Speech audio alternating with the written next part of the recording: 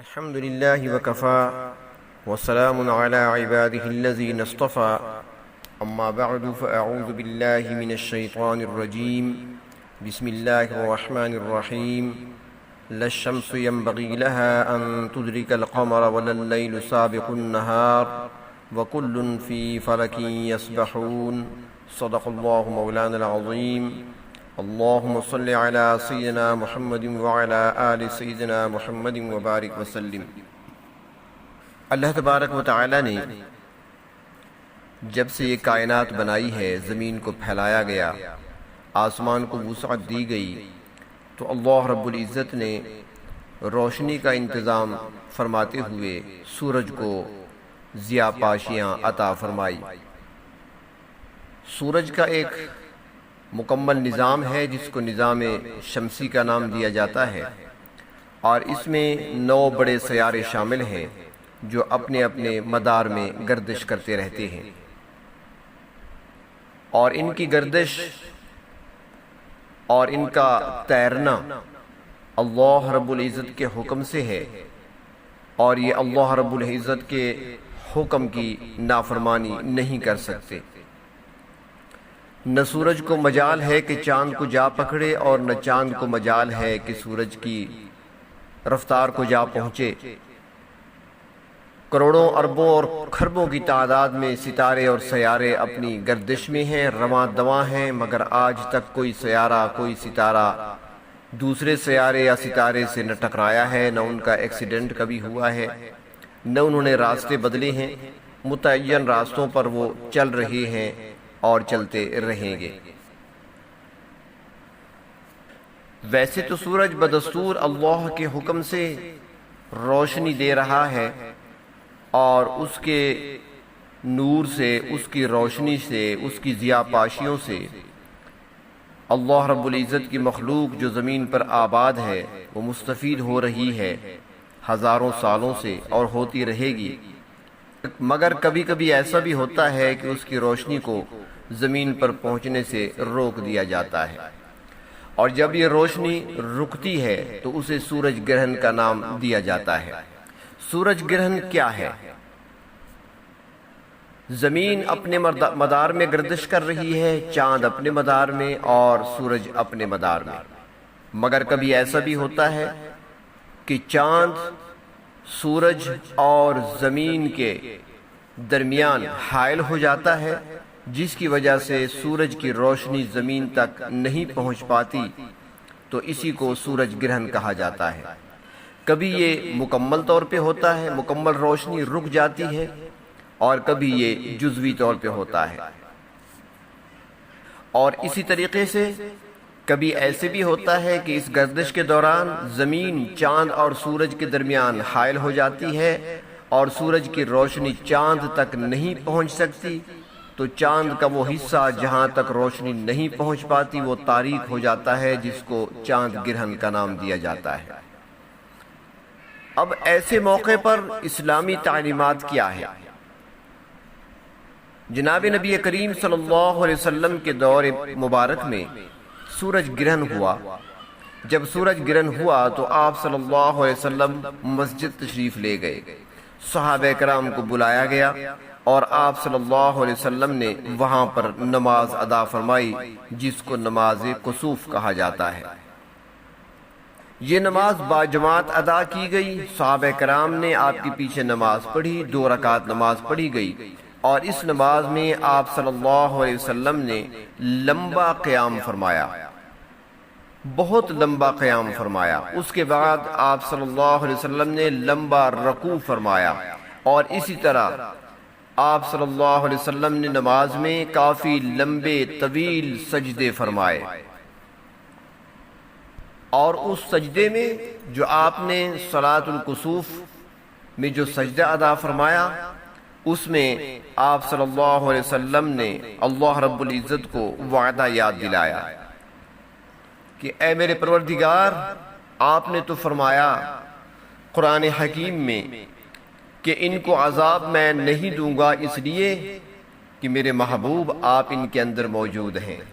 اور دوسرا ان پر عذاب اس لیے نہیں آ رہا، ان کو عذاب اس لیے نہیں دیا جا رہا کہ یہ استغفار کرنے والے ہیں۔ اے میرے پروردگار،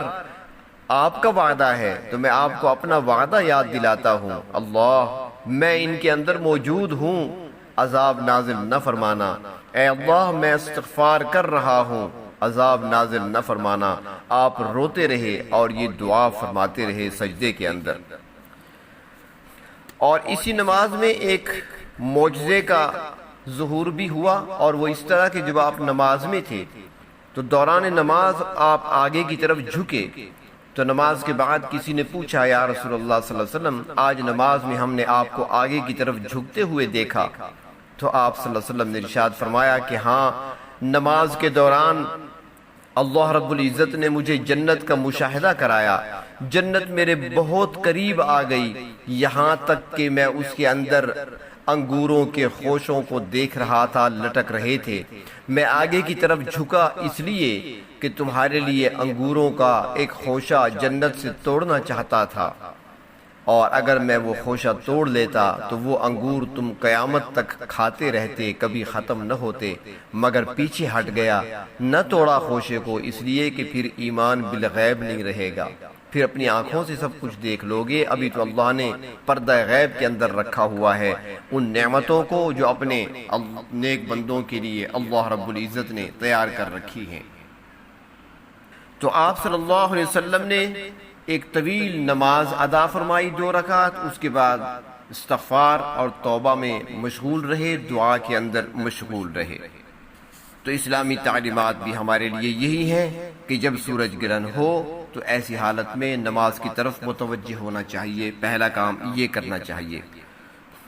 کچھ لوگ کہہ دیتے ہیں کہ یہ تو سورج اور چاند کی گردش ہے، جب چاند درمیان میں آیا اور سورج کی روشنی زمین تک نہ پہنچ پائی تو سورج گرہن کہلایا، اندھیرا چھا گیا، تو اس میں نماز پڑھنے اور استغفار کرنے اور توبہ کرنے کی کیا ضرورت ہے؟ تو یہاں پر ایک بات سمجھنے کی ہے، اس طرف توجہ کرنی چاہیے کہ یہ بہت اہم معاملہ ہے، اور حدیث شریف میں اسے اللہ رب العزت کی نشانیوں میں سے نشانی قرار دیا گیا ہے، اور اس لیے کہ ایک تو اللہ رب العزت دکھانا چاہتے ہیں کہ وہ سورج جو پوری دنیا کو روشن کر رہا ہے، اتنا بڑا سورج جس کے مدار میں بڑے بڑے سیارے گھومتے ہوئے نظر آتے ہیں، لیکن وہ اپنی طاقت خود نہیں رکھتا، وہ اللہ کے حکم سے چل رہا ہے اور روشنی دے رہا ہے۔ پروردگار عالم جب چاہیں اس کی روشنی کو اس سے واپس لے سکتے ہیں۔ جس پروردگار نے زمین تک پہنچنے والی روشنی کو چند گھنٹوں کے لیے یا چند لمحوں کے لیے یا کچھ دیر کے لیے روک دیا، زمین پر اندھیرا پھیل گیا۔ اسی طرح ایک دن آنے والا ہے اذا الشمس کورت، جس دن سورج کو بالکل بے نور کر دیا جائے گا اور سورج اپنی روشنی کھو بیٹھے گا، چاند بے نور ہو جائے گا، سورج بے نور ہو جائے گا، ان کے اندر کوئی روشنی باقی نہیں رہے گی۔ ایک تو یہاں پر قیامت کا نظارہ دکھایا گیا اور اس طرف توجہ دلائی گئی ہے، اور دوسری طرف اس کے اندر خطرات کیا ہیں؟ تو اس میں خطرے کی بات یہ ہے کہ زمین کے اندر ایک اپنی کشش ہے، چاند کے اندر اپنی کشش ہے، سورج اپنی کشش رکھتا ہے، چاند اپنی طرف چیزوں کو کھینچتا ہے، زمین چیزوں کو اپنی طرف کھینچتی ہے۔ آپ دیکھتے ہیں کہ ہم اوپر سے کوئی چیز جب پھینکتے ہیں تو وہ زمین کی کشش کی وجہ سے وہ چیز نیچے کی طرف زمین کی طرف ہی آتی ہے۔ فضا میں یہ ہوتا ہے، لیکن فضا سے اوپر خلا کا ایسا حصہ بھی ہے کہ وہاں پر اگر چیز کوئی چھوڑ دی جائے تو وہ زمین کی طرف نہیں آ سکتی، وہ وہیں پر تیرنے لگ جاتی ہے۔ وہ نیچے کیوں نہیں آ رہی؟ وہ اس لیے کہ وہ ایسی جگہ پر پہنچ گئی کہ وہاں پر زمین کی کشش تو اسے کھینچ رہی ہے، لیکن چاند سورج کی کشش اسے اپنی طرف کھینچ رہی ہے۔ اب ہر طرف سے کشش جب کھینچنے لگی تو وہ بیچ میں چیز تیرتی ہوئی رہ گئی، زمین تک واپس نہ آ سکی۔ تو اس موقع پر جب چاند سورج اور زمین کے درمیان حائل ہو گیا تو اب چاند کے اندر بھی کشش ہے، وہ اپنی اپنی طرف کھینچنے کی کوشش کر رہا ہے، سورج کی اپنی کشش ہے، زمین کی اپنی کشش ہے۔ اگر اس موقع پر زمین کی کشش بڑھ گئی اور چاند کو زمین نے اپنی طرف کھینچ لیا تب بھی کائنات تباہ ہو سکتی ہے۔ اگر چاند کی کشش بڑھ گئی اور چاند نے زمین کو اپنی طرف کھینچ لیا اور زمین جا کر چاند سے جا ٹکرائی تو کائنات تباہ ہو جائے گی۔ تو اس لیے خطرے کا موقع ہے، تو اس لیے اللہ کے محبوب صلی اللہ علیہ وسلم نے 14 صدیاں پہلے بتا دیا کہ جب ایسا موقع آئے تو پھر اللہ رب العزت کی طرف متوجہ ہو جایا کرو، توبہ اور استغفار کیا کرو، نماز کے ذریعے سے اپنے رب کو راضی کرو، مناؤ، ذکر و اذکار کے ذریعے سے اپنے رب کو مناؤ، اللہ کی طرف متوجہ ہو جایا کرو۔ تو اس لیے ہمیں جو اسلام میں سکھایا ہے وہ یہی ہے کہ اس موقع پر سب سے پہلا کام جو کرنا ہے وہ نماز کا ادا کرنا ہے، اور یہ نماز مرد حضرات باجماعت مسجد میں ادا کرتے ہیں۔ 2 رکعت نماز پڑھی جاتی ہیں، لمبا قیام ہوتا ہے، لمبا رکوع اور لمبے سجدے ہوتے ہیں، اور اس میں جو تلاوت کی جاتی ہے فتویٰ اسی پر دیتے ہیں علماء کہ وہ تلاوت سرن ہوگی، جہرن نہیں ہوگی۔ ایک روایت میں آتا ہے جہری تلاوت کا بھی آتا ہے ذکر، لیکن زیادہ تر علماء فرماتے ہیں اور فتویٰ اسی پر ہے، اور حضرت مولانا اشرف علی تھانوی رحمۃ اللہ علیہ نے بہشتی زیور میں بھی یہی لکھا ہے، وہ بھی یہی فرماتے ہیں کہ تلاوت سرن ہوگی، یعنی آہستہ تلاوت کی جائے گی۔ تو مرد حضرات مسجد میں نماز ادا کریں باجماعت، اور خواتین جو ہیں وہ اپنے گھروں میں انفرادی طور پر بغیر جماعت کے انفرادی طور پر اپنی اپنی 2 رکعت نماز نفل اس طریقے سے ادا کریں، جس کو جتنا قرآن کریم یاد ہے وہ اس کے اندر پڑھے۔ اور اس کے ساتھ اور کام کیا کرنے ہیں ایسے موقع پر؟ تو نماز کے علاوہ استغفار کرنا، ذکر کرنا، دعا میں مشغول رہنا، اور ایک اور بڑا کام وہ ہے صدقہ کرنا جو بلیات کو مصائب کو ٹالنے والا ہے۔ تو یہ 4-5 کام جو ہے یہ مسنون اعمال ہیں، یہ کرنے چاہیے۔ اور ذکر و اذکار اور دعا میں اس وقت تک مشغول رہے جب تک کہ سورج کی روشنی پوری طرح بحال نہیں ہو جاتی اور سورج گرہن ختم نہیں ہو جاتا۔ مکمل طور پر جب سورج صاف ہو جائے، روشنی مکمل ہو جائے، تو اس وقت تک نماز کے اندر اور ذکر و اذکار، توبہ، دعا کے اندر انسان کو مشغول رہنا چاہیے۔ یہاں پر کچھ توہمات بھی پائے جاتے ہیں، کچھ لوگوں کا خیال ہے، اور یہ خیال پہلے بھی تھا، عرب کے اندر بھی یہ خیال پایا جاتا تھا کہ جب کوئی بادشاہ مرتا ہے تو پھر سورج گرہن ہوتا ہے۔ جناب نبی اکرم صلی اللہ علیہ وسلم کے صاحبزادے حضرت ابراہیم کی جس دن وفات ہوئی اس دن بھی سورج گرہن ہوا، تو صحابہ کرام نے اپنے پرانے رسم کے مطابق یہی بات کہی، تو اللہ کے محبوب صلی اللہ علیہ وسلم نے ارشاد فرمایا کہ سورج گرہن کا یا چاند گرہن کا کسی کی موت اور زندگی سے کوئی تعلق نہیں، یہ تو اللہ کی نشانیوں میں سے نشانیاں ہیں۔ تو لہٰذا کسی کی موت کی وجہ سے یا کسی کی پیدائش کی وجہ سے یا دنیاوی پیش آنے والے واقعات کی وجہ سے نہ سورج گرہن ہوتا ہے اور نہ ہی چاند گرہن ہوتا ہے۔ جو توہمات پائے جاتے ہیں ان میں سے ایک بڑی بات جو پائی جاتی ہے، تقریباً وہ ہمارے پورے علاقے میں یہ پائی جاتی ہے کہ حاملہ عورت کو احتیاط کرنی چاہیے اور حاملہ عورت پر اس کا برا اثر پڑتا ہے۔ تو ایسی کوئی بات نہیں ہے، اس کی کوئی شرعی دلیل نہیں ہے، اور شریعت نے ہمیں یہ نہیں بتایا اور کہ سورج گرہن کی وجہ سے انسانی جسم پر یا انسانی صحت پر اس کے کوئی برے اثرات پڑتے ہوں، اس کے بارے میں شریعت نے کوئی نہیں بتایا اور نہ ہی کوئی شرعی دلیل موجود ہے۔ لہٰذا ایسی باتیں اور ایسے توہمات سے احتیاط کرنے کی ضرورت ہے۔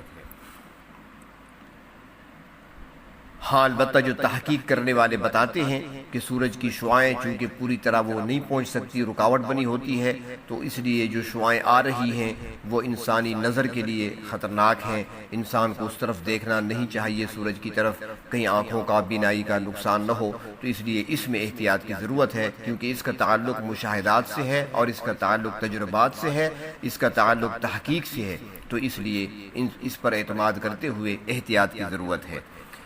اور چونکہ یہ ایک خطرناک وقت ہوتا ہے اور ہمیں بتایا گیا اللہ کی طرف متوجہ ہو جاؤ،